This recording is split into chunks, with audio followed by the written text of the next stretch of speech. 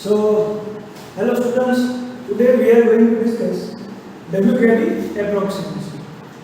Quantum mechanics का एक topic है, काफ़ी यूजफुल है, ये basically approximation method. So today we are going to discuss something about WKD approximation. तो WKD approximation कब लगता है?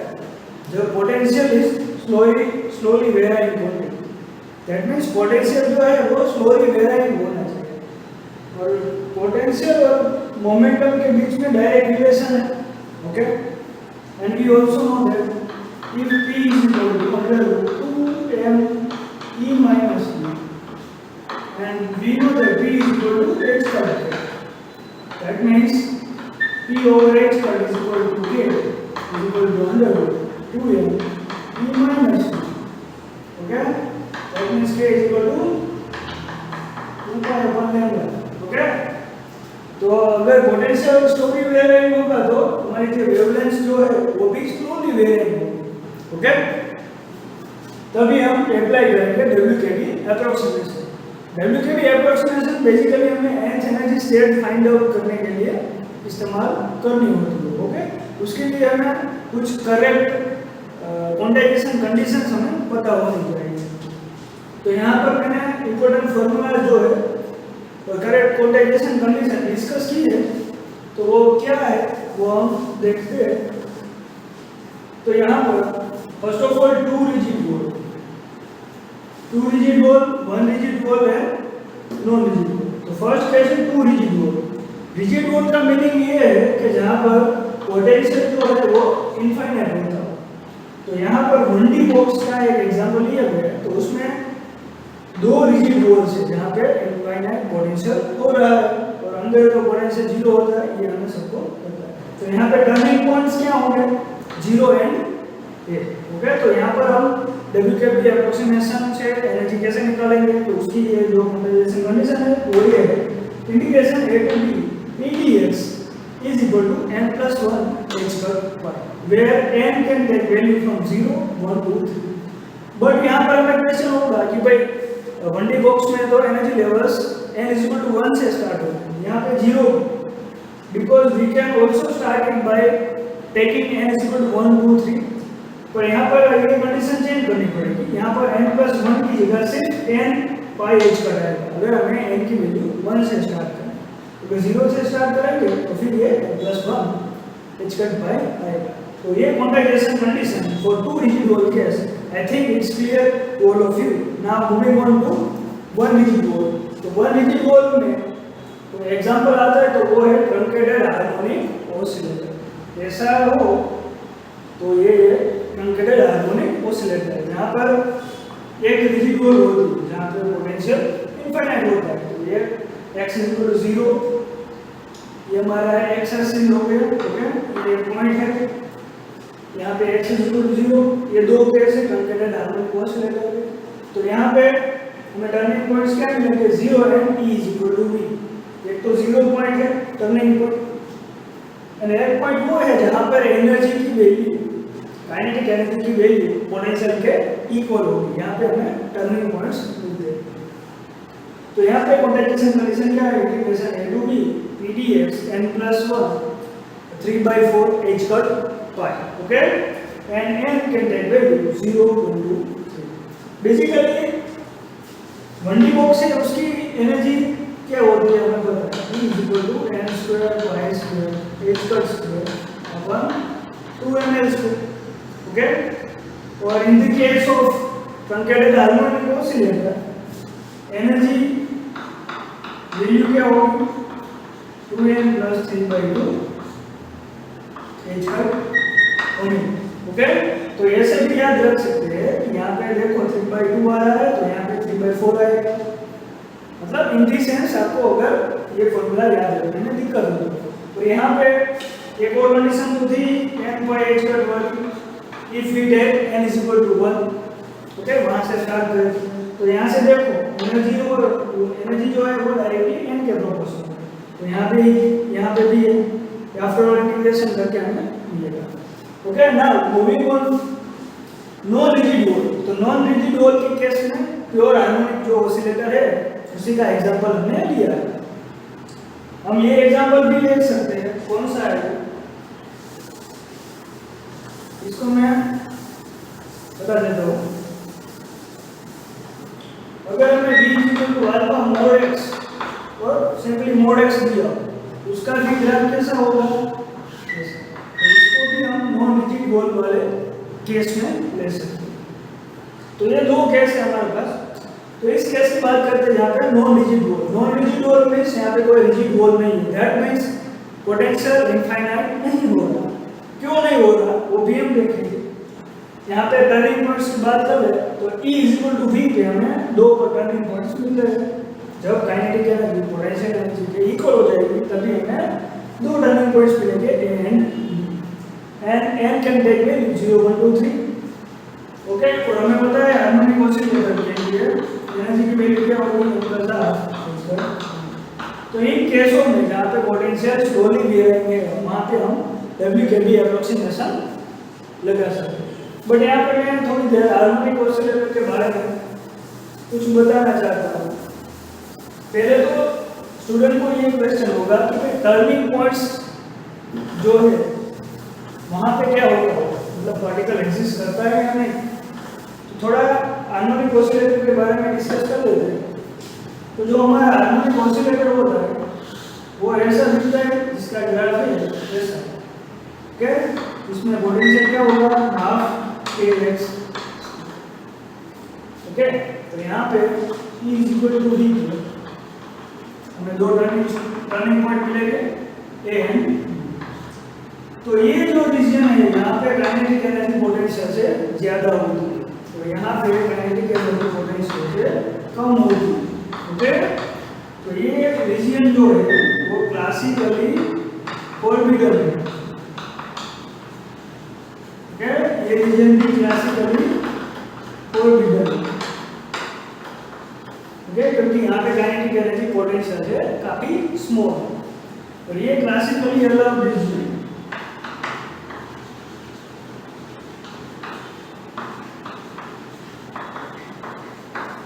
एंड क्वांटम मैकेनिकली सारे रीजन जो है 1 2 3 तीनों अलाउड है, क्योंकि particle can have energy greater than V, it can also have less than V। Okay, ये दोनों भी केस में हमें पता है जो टनलिंग इफेक्ट होती है उसमें क्या होता है कि एनर्जी भले ही पोटेंशियल से लेस हो, फिर भी स्टेप पे पोटेंशियल में पार्टिकल यहाँ होने की संभावना काफी ज्यादा, मतलब प्रोबेबिलिटी होती है। ओके, टनलिंग क्वांटम मैकेनिकली होता है, इसीलिए तीनों रीजन क्लासिकली अलाउड रीजन। तो ये आपको क्लासिक ये जो हार्मोनिक ऑसिलेटर है उसके बारे में मैं थोड़ी इंफॉर्मेशन शेयर की है। तो ये आई थिंक इम्पोर्टेंट था। नाउ वन ट्रिक में देने वाला हूँ कि अगर आपका पोटेंशियल जो है उसका फॉर्म ऐसा हो कि alpha x raise to square और alpha x raise to mu, अगर ऐसा हो तो उसमें एक डायरेक्ट ट्रिक है एनर्जी फाइंड आउट करने की।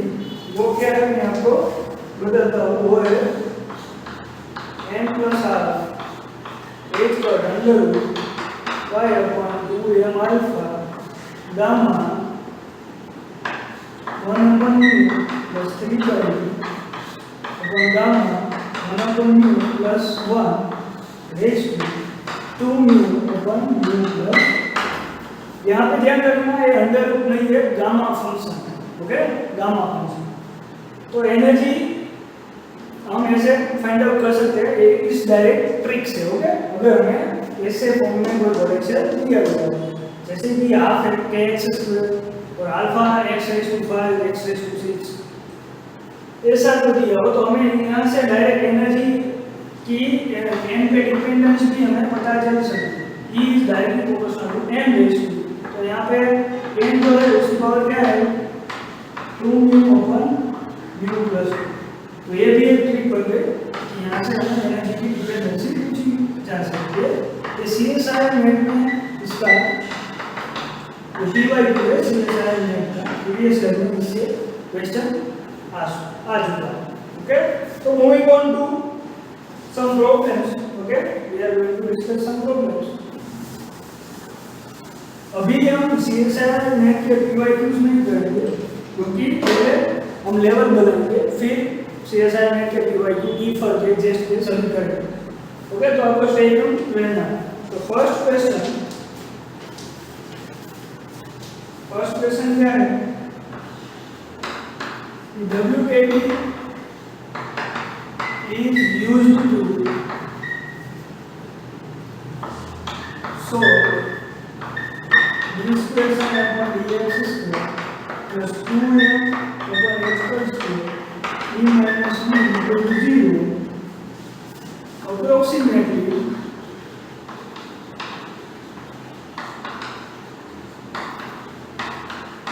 to find।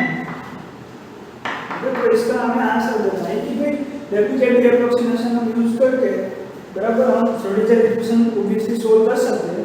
तो हमें वहां से क्या मिलेगा? ओके, मोमेंटम मिलेगा, एनर्जी मिलेगी, क्या मिलेगा? तो इसका आंसर है energy and okay. WKD approximation से अगर श्रोडिंगर इक्वेशन को सॉल्व करना तो हमें एनर्जी एंड वेव फंक्शन मिलता है।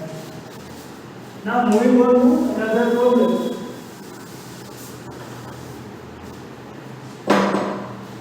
पहले ये बात बता दूं आपको कि अगर ये जो श्रोडिंगर इक्वेशन होता है इसको plus 2m upon x square e minus b sin equal to 0, यहाँ पे जो ये टर्म है ये बेसिकली वेव वेक्टर है। क्या है? Wave vector. ओके, तो ये हमेशा याद रखना कि ये करस्पॉन्ड करता है किससे? Wave vector. ये बेसिकली केस है क्योंकि k की वैल्यू क्या होगी? 2m upon h square. Okay, 2m over h square होता है स्क्वायर। तो ये बेसिकली k, क्योंकि हमें पता है v is equal to under 2m e minus b and k is equal to p is equal to h पर k। तो यहाँ से हमें k की वैल्यू मिलती है p अपॉन h पर। यहाँ पे अगर हम रख दें तो b की जगह हम क्या रख सकते हैं? h पर k under 2m e minus b। यहाँ से k की वैल्यू मिल जाएगी ना,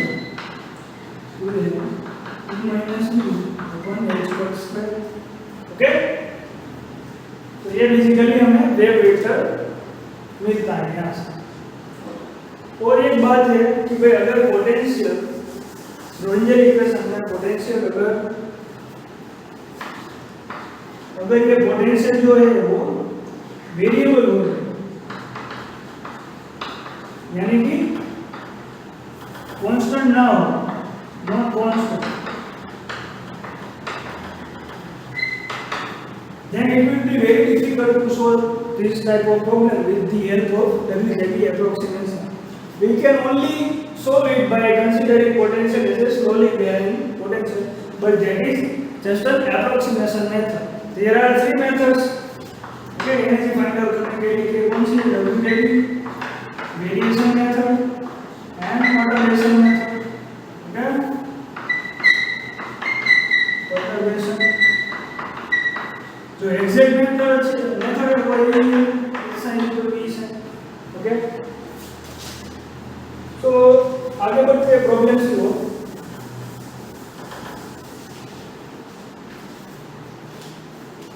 लेट मी चेक। हाँ, क्वेश्चन ये है कि भाई अगर k स्क्वायर की value 2m e minus 2 over h का स्क्वायर है, ओके, तो जो श्रोडिंगर इक्वेशन है इसका है वो dx square plus 2m over h का square e minus b sin equal to 0। So wave function will be, इसका वेव फंक्शन क्या होगा? अगर k square equal to 2m e minus b over h का स्क्वायर श्रोडिंगर इक्वेशन अगर ऐसे दिया है तो हमें वेव फंक्शन कैसा मिलेगा। तो ये सब बेसिक बात है क्योंकि ये बिल्डअप करना पड़ता है क्योंकि आगे हमें काफ़ी ये हेल्पफुल सब कुछ होगा। ओके, तो यहाँ से हमें डी स्क्वायर है और D X square plus K square sine zero मिलेगा। यहाँ से ऑक्सिलरी इक्वेशन मिलेगा D square plus K square equal to 0 that means d is equal to plus और माइनस i। तो हमारा जो वेव फंक्शन होगा वो कैसा होगा a e raised to i plus b e raised to minus i। तो ऐसा वेव फंक्शन हमें मिलेगा। Now moving on to another concept,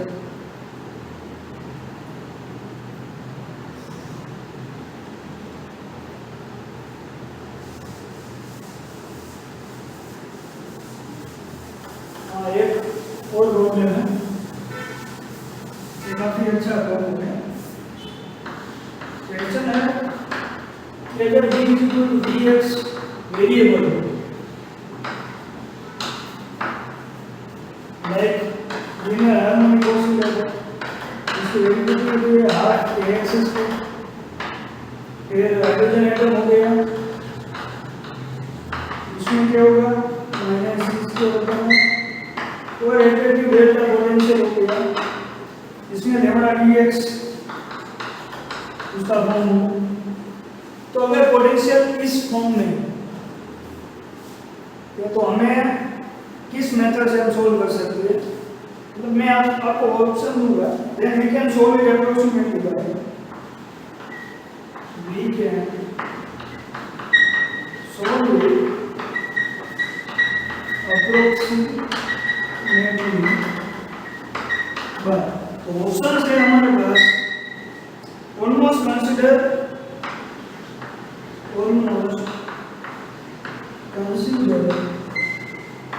potential as slowly varying option A है। ऑप्शन बी क्या होगा lambda constant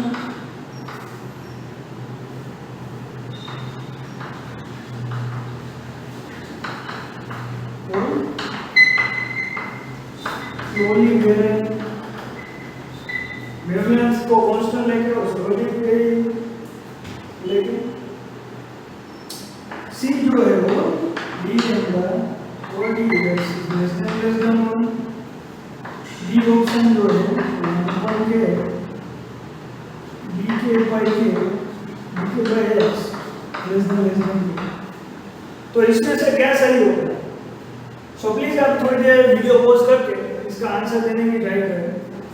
now let me explain कि इसमें ये सारे ऑप्शंस सही हैं क्योंकि हम पोटेंशियल को स्लोली वेरिंग लेके डब्ल्यूबी अप्लाई करके हम इस प्रॉब्लम को सोल्व कर सकते हैं, क्योंकि पोटेंशियल अगर वेरिएबल हो in the form of half K X square minus square open R और lambda dx which is additive delta potential we can solve it.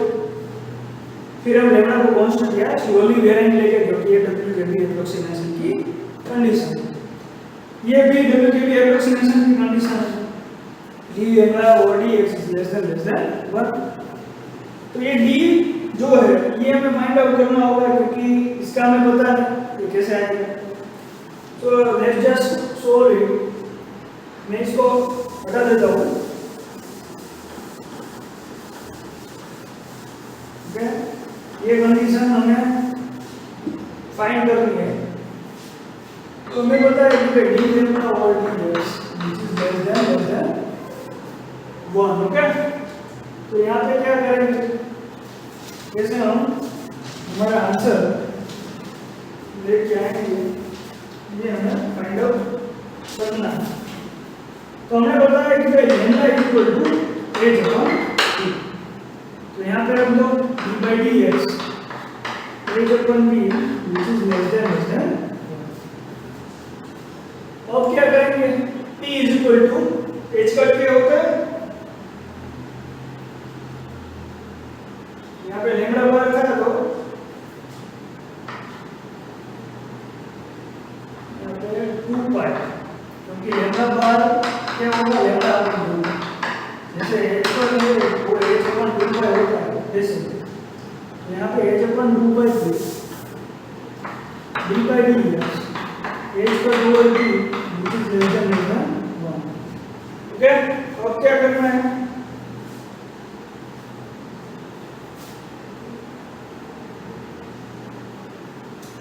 यहाँ से क्या मिलेगा? d/dx h पर p का फॉर्मूला में पता है p h कट है, वही रख दो यहाँ पे लेस देन 1. यहाँ से h कट चला जाएगा माइनस, मतलब 1/k का डिफरेंशिएशन क्या होगा? -1/k d/dx sorry d/dx k inverse less than 1. That means इसका डिफरेंशिएशन अगर करेंगे तो -1/k का -ks which is less than 1. कितना होगा डिफरेंशिएशन? तो क्या करना है? k जो है वो x का फंक्शन है. ओके, तो अगर हम k का डिफरेंशिएशन करेंगे तो kx और dk/dx ऐसे आएगा मल्टीप्लिकेशन, तो -k² इनटू dk/dx. ओके, जैसे y का हम करते हैं तो इसको मैं हटा देता हूँ. ये कैसे आएगा? यहाँ पर देखिए कि y का अगर डिफरेंशिएशन करें 1/y with respect to x, ये क्या आएगा? y माइनस dy/dx, क्योंकि y x का फंक्शन नहीं है. ओके, तो यहाँ पे वैसे ही -k² dk/dx लेस देन इस के को उस तरफ ले लो, क्योंकि ये ऑब्वियसली माइनस होगा. -k dk/dx less than k. अगर मोड लगा दो तो dk/dx लेस देन k, तो हमारी फोर्थ कंडीशन भी सेटिस्फाई होगी. तो ये क्वेश्चन यहाँ पे खत्म होता है. Moving on to an important point, classical and forbidden region मैंने करवा दिया है आपको. ओके, तो हम आगे आई थिंक ये सब क्लियर हो गया आपको. तो आगे जो पार्ट 2 इसका लेक्चर है उसमें हम WKT एप्रोक्सीमेशन इसे अप्लाई करेंगे. ओके, उसे सॉल्व कैसे करेंगे और p/q करेंगे. ओके, तो यही हमारी आगे की प्लानिंग है. तो मैं आपको बता दूं कि भाई हार्मोनिक ऑसिलेटर सपोज कि 1D पोटेंशियल बॉक्स, तो यहाँ पे फॉर n = 0 हमारा वेव फंक्शन का सेट ऐसा होगा. For n = 2 it will be like this. Okay, for n = 3 it will be look like this. ठीक है, तो ये बातें आपको याद रखनी है क्योंकि प्रोबेबिलिटी कर्व्स भी यहाँ से फाइंड आउट हो सकते हैं. So thank you for watching and stay tuned to our YouTube channel. I am planning to bring more lectures of quantum mechanics, so please share this with your